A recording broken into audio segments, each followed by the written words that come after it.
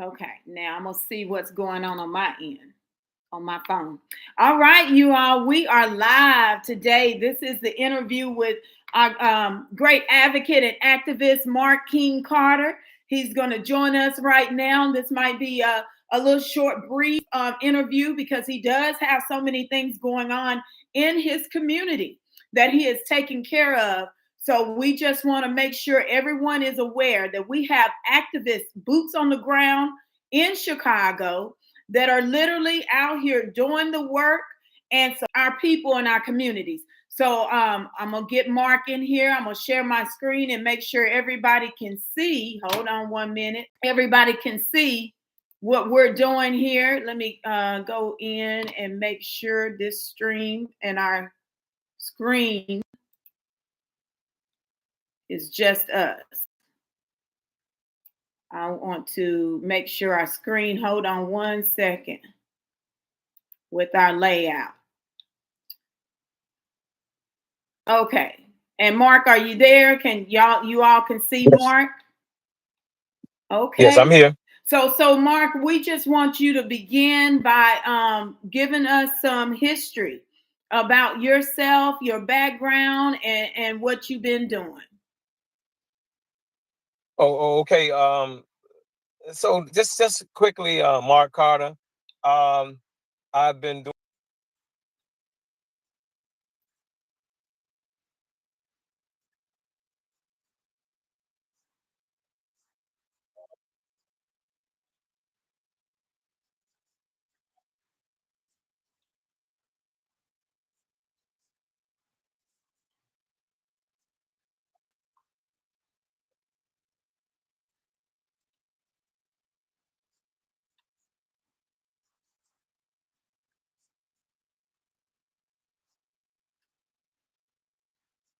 his name, and I'm not trying to make myself some king, right? But no, but my family is actually on my mother's side Kings, and on my father's side of Carters, and we got a little history and a lot of the um, civil rights work with some of my great uncles who fought in World War II, and some things I don't really share online, but I'll just keep it limited there, because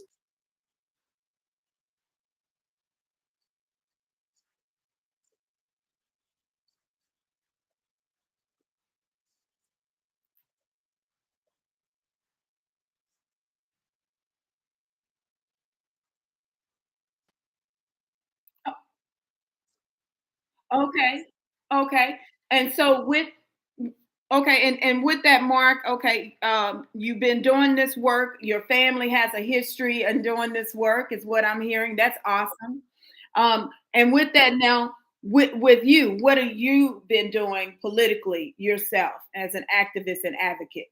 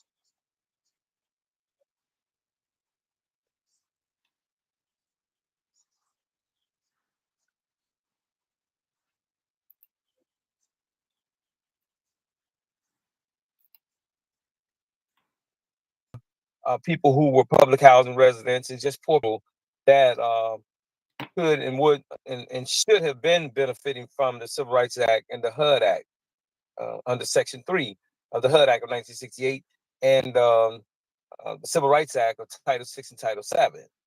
And so, I mean, on and on and on about the different police shootings that happened, where we led um, to expose the Chicago police. Job section. This was about 85 police officers who had been given the green light to just roam through Chicago and get things under control, even if it meant to take and put it in the stomach of a 20-something-year-old child, a young person, and blew his stomach out of his back on 63rd Street.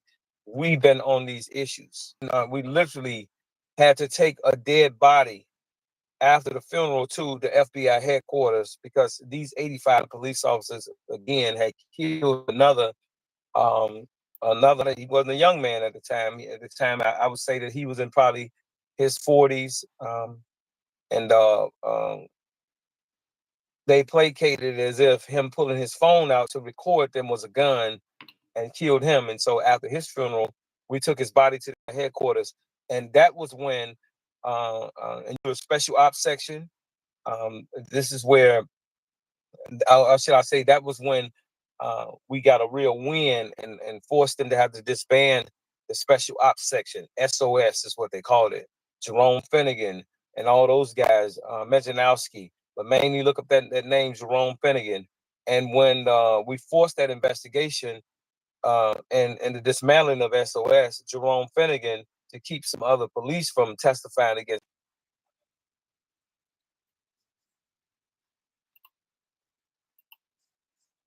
And these are the things that we've been fighting against. And so when I'm on these apps, it's really an education session from me to the people.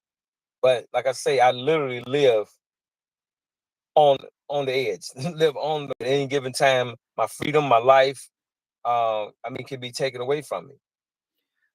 It can be dangerous even for my family at times, and myself and other ones of us who have taken the front line.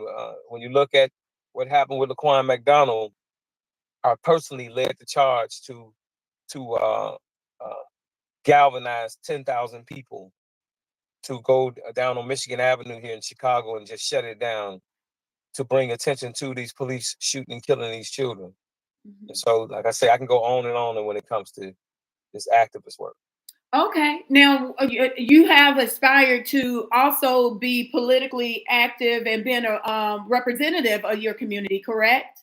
Most people may not know that information. Yeah, I ran for city council twice, once in 2007 and then again in 2011. I ran again for city council. And it was to attention to how the less fortunate people were being treated.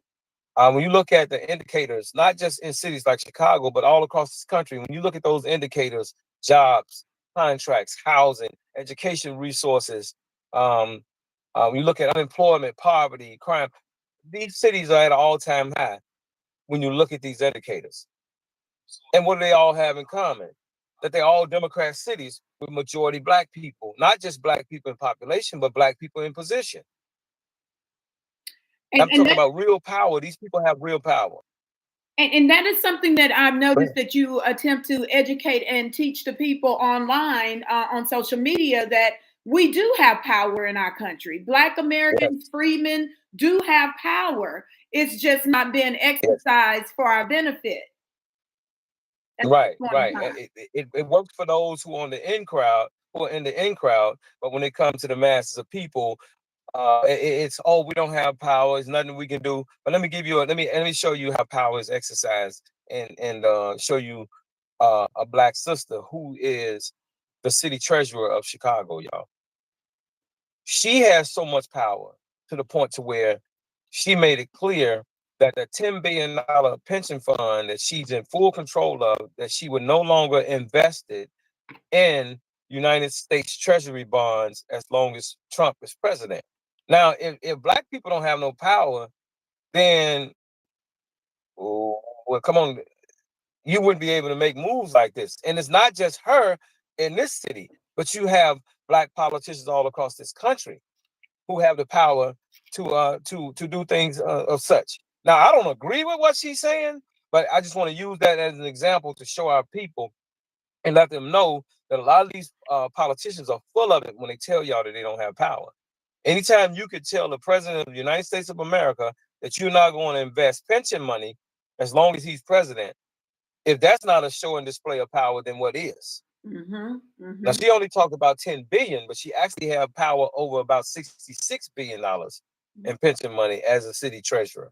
And she can invest this money. And well, let me say it, she's been investing this money all over the globe, but refused to not only invest it in those U.S. Treasury bonds, but she's also not investing in these Black communities here in Chicago. And that's within her power and wheelhouse. And you're Chicago ground zero. We're gonna get back to that because I know you got some work to do because of the recent situation that happened in your area, right, with the young child being shot. Yes. But we're gonna just touch on, and we're gonna come back to part two. But we want to touch on one is Dr. Claude Anderson and Steve Coakley were some of your mentors. Can you hit on that for us a little bit? Yes. Oh yes. Oh yes. I mean, I couldn't have learned it in a lifetime. I don't think that I would have, learned the things that Dr. Claude Anderson and Steve Coakley taught, like I say, in a lifetime. I mean, when it came to immigration, I was so far ahead of what we began to see under Joe Biden because of people like Dr. Anderson, right? He is a man that, I mean, just a pure teacher. He wasn't some religious fanatic. He didn't teach based on some religion, or he wasn't even teaching, based on just say Black nationalism or any of those angles, right? He was just a pure teacher, and anybody who get a chance to hear this guy, man, and I would love to see him on Twitter, even though he's almost 100 years old and can't really move around like he was moving. Just say back in 99, 2000 when I first met him, but I would love to see him just come on Twitter and Zoom or any of those mediums. And then I would love to see the people who raise money for him, because this man has put his life worth into educating and informing Black people. Yes, and then you take, he was the first person that I heard just admit the impact that immigration was having, has always had, and will continue to have on our people. I mean, he told us that these national organizations know in their heart of hearts that immigration is a real enemy to Black people, but they refuse to speak on it. He was the first person who really inspired and motivated me to say we and us and build communities versus this selfishness that we deal with of I and me. He said, never use words such as I and me. You are powerless, no matter how much money or education or whoever you think you are. Individually, you are nobody. And you will hear me say a lot of things that he said to us in those private meetings. And that's one of the things that I really hold on to, that I and me does not have power. I mean, just look at the difference between these 5 fingers forming a fist versus this individual finger. I don't care how strong this finger thinks that it is, or how much you take, and just say this is an individual. This person can be, work out 365 days a year. But what can it do with this fist? Absolutely nothing. This fist is going to make it bow and bend every single time. Well, that's what we represent, us and we. And then you got people like come on now, I just forget my man's name. Steve Coakley. Steve Coakley, right? Steve Coakley was the first person who gave a real critical analysis and breakdown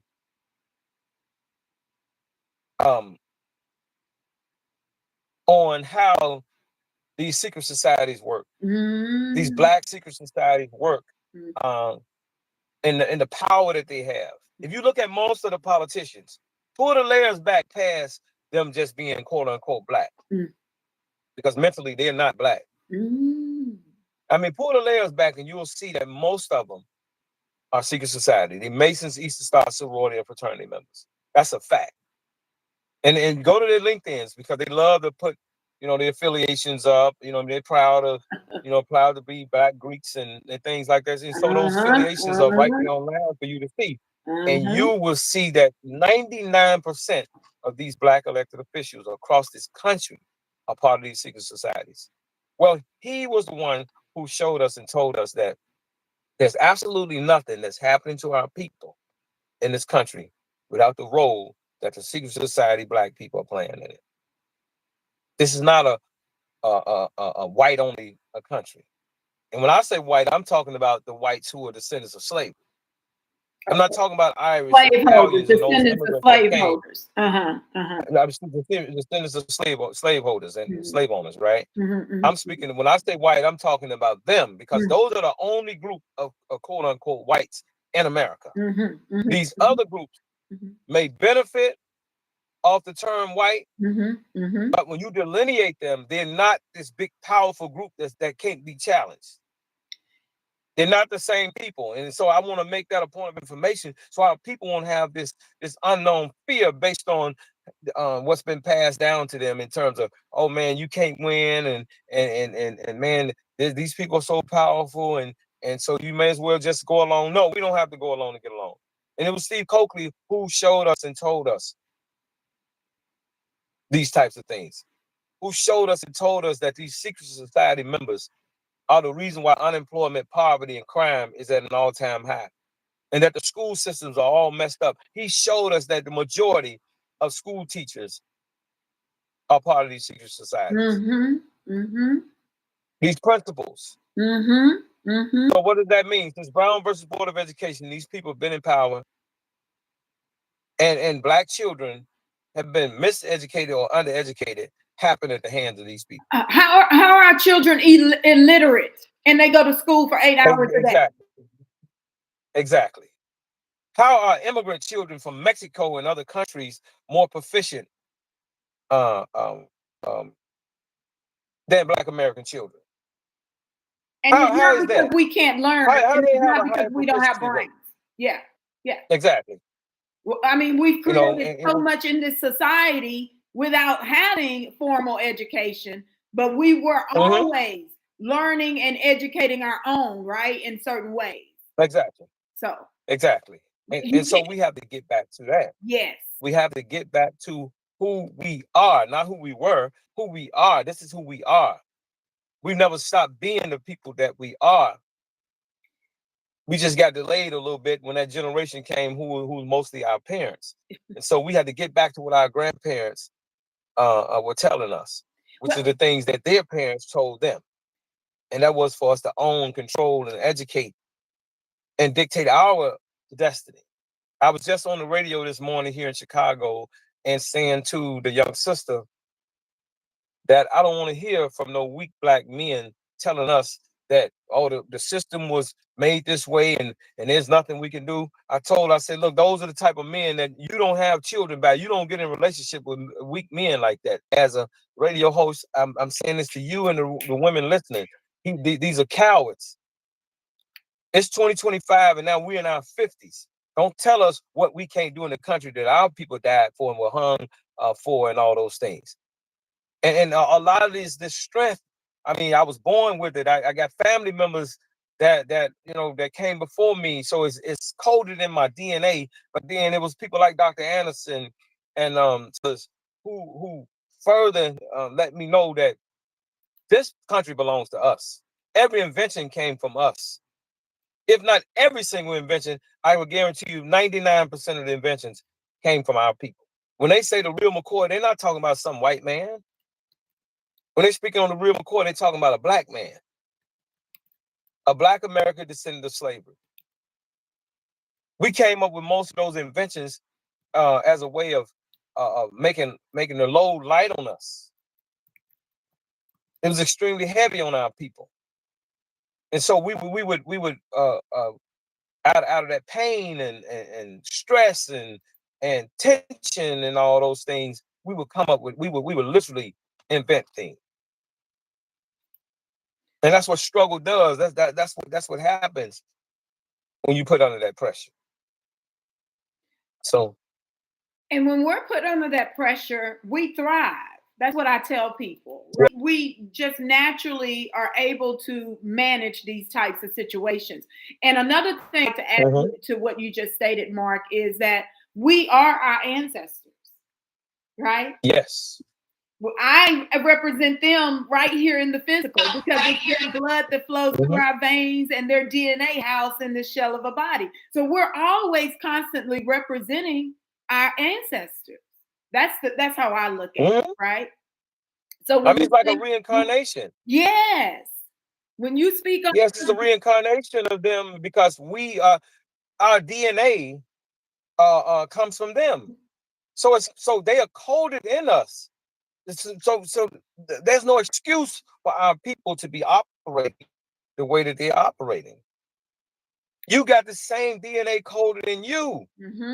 And this is to your listening audience. You got the same DNA that survived the transatlantic slave trade. You got that same DNA coded in you. Yes. Yes. Yes. Yes. And even to those who wants to separate themselves based on this whole conversation of Indians and all of this, right? Right. Our people were on the same plantations. They didn't take and split you off. Well, this is American Indian over here. This one came in the bottom of slavery. All of them on the same plantations. That's why I don't even put pictures of my grandparents and great grandparents up because I don't have time for that kind of stuff. Right. And see, I had grandparents that didn't allow you to come in and play that colorism. Your ass would get put out of the family events if you came in our grandparents' house playing that game. That good hair and that light skin, they didn't play that kind of stuff. You could not operate in that manner in our grandparents' home. Right. It was not going to happen. Right. Right. Right. And so this is about us, getting on top of who we are, going further into the things that our great grandparents engaged in. Our grandparents, our great grandparents, and those that came before them. When I tell people that we had 9 freedmen schools that were burned down in 1863 in Memphis, I got a little pushback, but then I put up the plaque that's at the end of Beale Street. We don't know a lot of this history because we've been taught to get our history from others. We don't know the accomplishments that our people made. We're talking during slavery, we were accomplishing these things. Yes. Yes. Yes. You know what I mean? We were educating our people before 1865. And a lot of times I don't get off into those conversations because you got to get them past those first steps that they know about. And then you start talking to them about things that happened, prior to 1865. Right. We are the brains and the thought of America. Right. Right. Yes.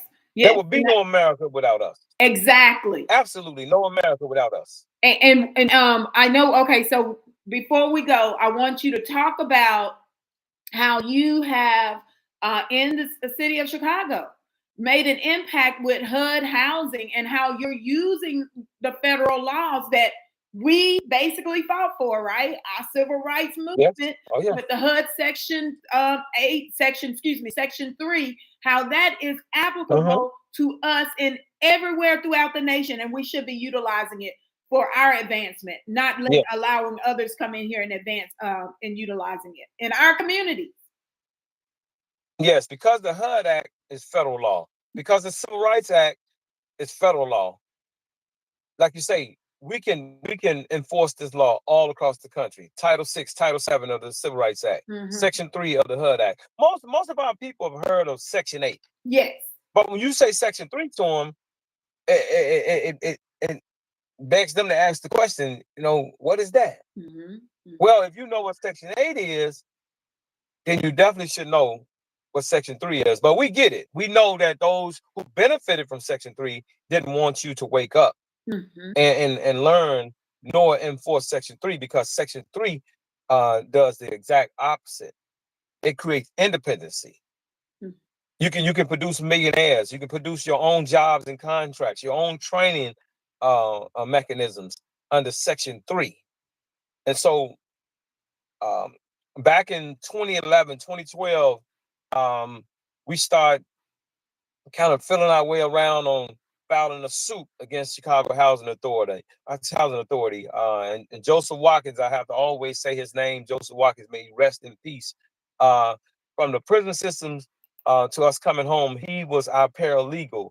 and he was older than myself and Paul. So myself, Paul McKinley, Joseph Watkins. But like I said, I speak on Joe because Joe was our paralegal in prison, and it's in prison where we we made a commitment that one, we would never come back through the prison system, and then once we came home, that we would work to give back. Can you see it? Okay.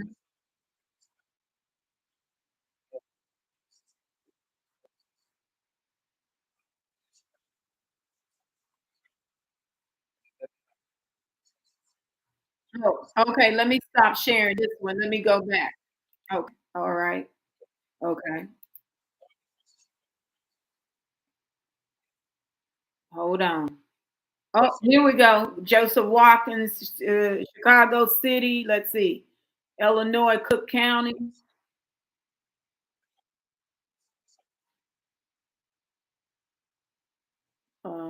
No, that was 7 years ago. Hold on. I found one, but I wanted the whole Joseph Watkins. I want the whole entire document, but I have to create an account. But we're gonna look at this one. I'll share this one instead and see so people can understand and to locate it. Okay, I'm gonna do this. Joseph Watkins.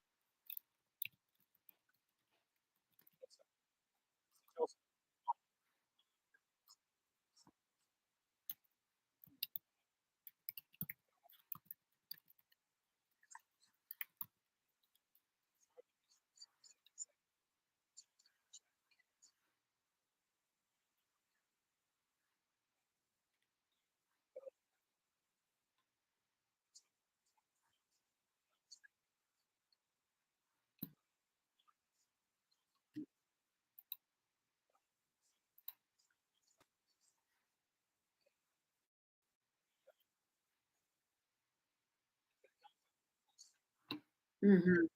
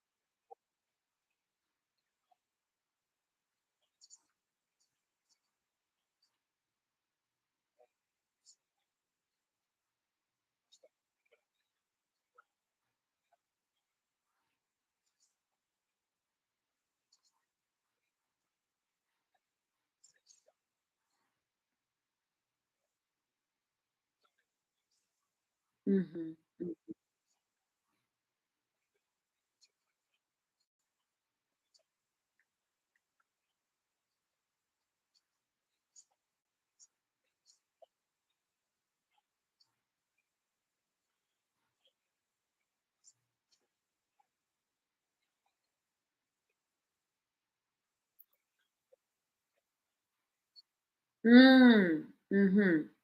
Okay. And you said with that they you were able to create an agreement with the housing authority. Okay. I'll stop sharing this other. I'm gonna pull that up. The voluntary housing agreement.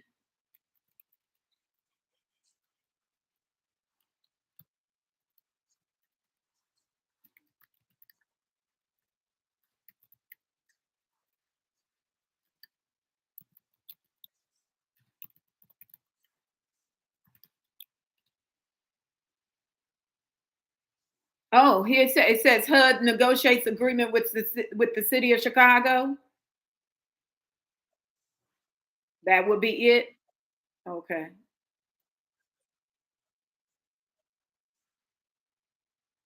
All right. I'm gonna share this again.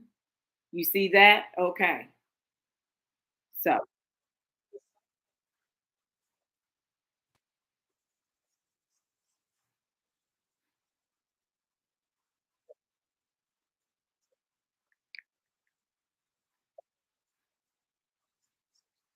Hmm. Hmm.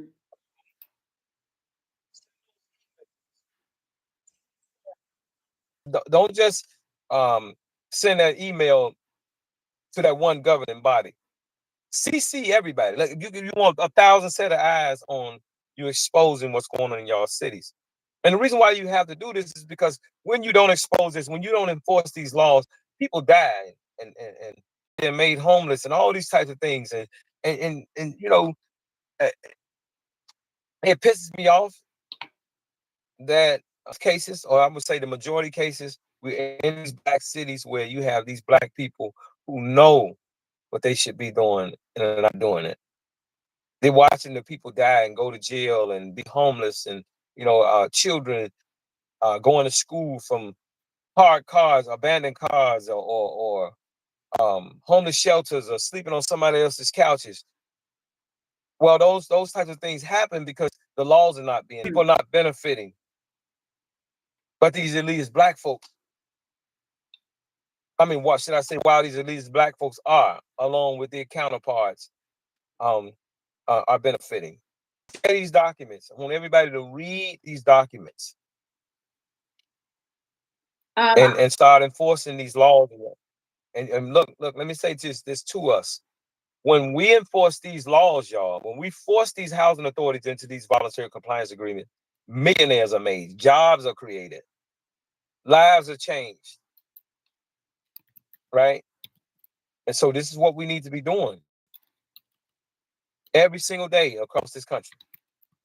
Our people, like I say, were hung, dog sicked on them. Oh man, all types of things happened to our foreparents. We never received our reparations.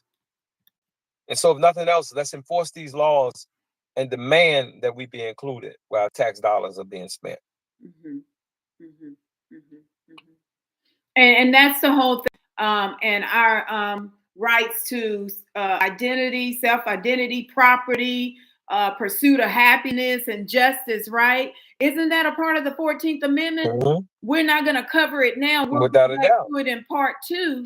But we have to understand that right now, everything has been weaponized against us, right? That is ours. It's all of ours. It's our resources. Our own laws that we fought for. The very laws that our people fought for are being weaponized, used as weapons against us, are being used as weapons of benefit. Mm-hmm.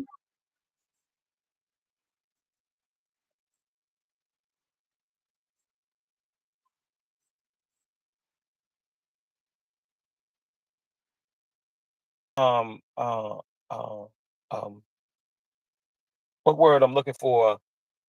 Concern with these outsiders who are walking to the country than they are Black Americans. And so, because this is how they operate, I'm past the point of trying to get them to do the right thing. I'm saying let's replace them and we do it ourselves. It's our we're between 50 and 60 years old. We are the parents of the millennials and Gen Z, and these are either our children or our children and our grandchildren, right?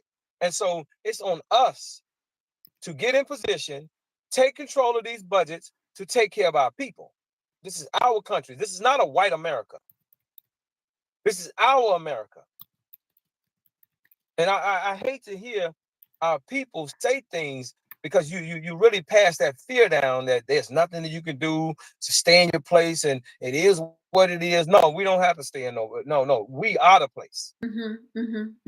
There would be no America without us. First cities and towns in this country.